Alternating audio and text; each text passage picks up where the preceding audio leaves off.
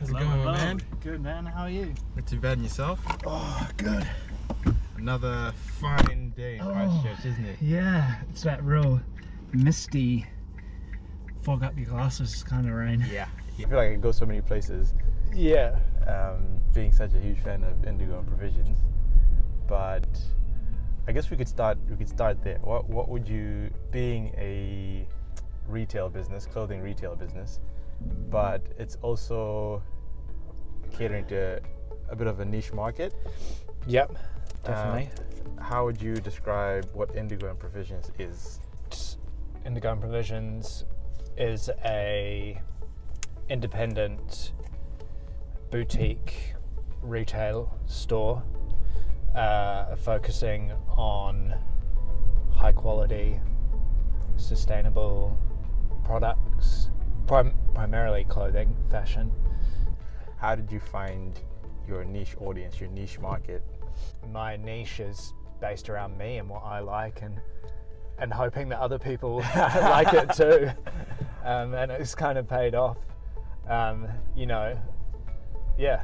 I really like that because you identified, because modeling it around yourself is like you've identified there's got to be other people like me who are also wanting something like this. Yeah. And then building it from there, because I guess normally, traditionally, it'll be the opposite. It'd be like, what is everyone else doing, and let me try to do that. Yeah. And you've gone the opposite.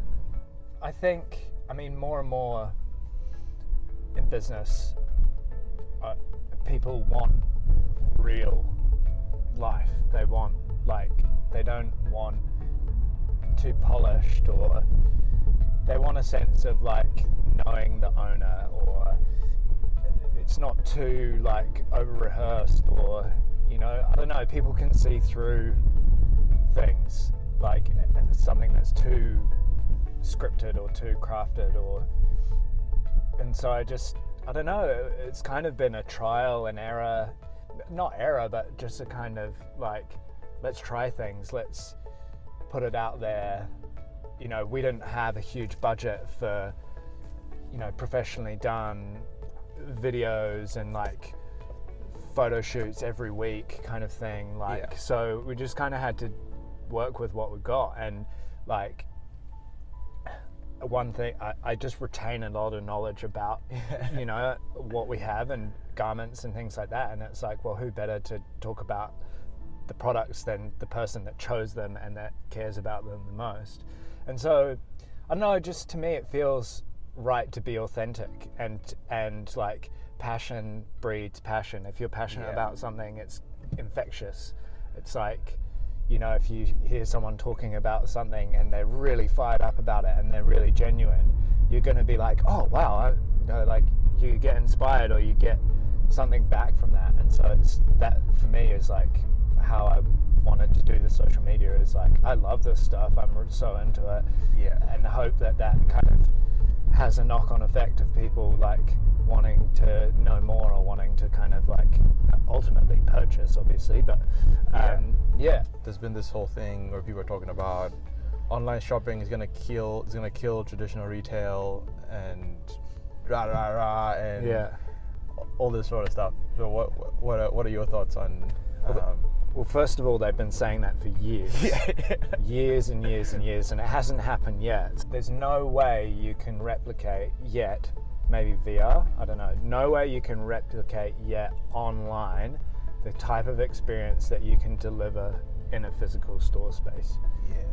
People, we are sensory creatures, and you being able to touch a garment, try it on, interact with a person who knows about how it fits and how it feels, and facts about the brands and all of that kind of stuff. The smell of the store, the ambience, the music, you just can't replicate that online.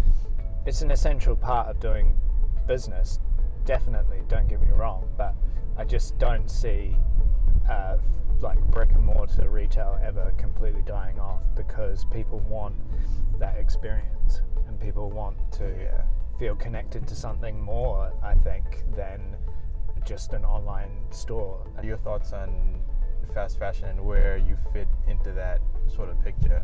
Fast fashion's no good for anyone. At the end of the day, it's not good for the planet. It's not good for the consumer, the producer, the cotton grower, anyone in that chain.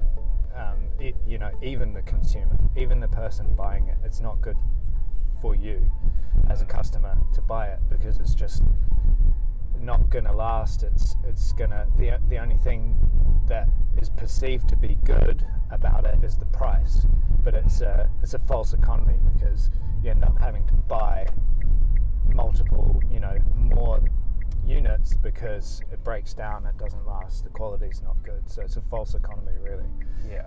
Buy it once, buy it right, and it's good. Wear it for a long time, repair it, keep it going, keep the life cycle of the product going as long as you can, and you yourself and the planet is going to be better off for it, really. I'm glad we were able to do this. Thanks for coming on, man. Thanks, man. It's been a pleasure. Thanks for having me on. It would be cool to meet some new people, and one of the reasons why I wanted to come on was like, you've got such a diverse audience of different people interested in business and different sectors, so it's like I want to reach some new people in that way. Thank you, man. Cheers, pleasure. Man. Awesome.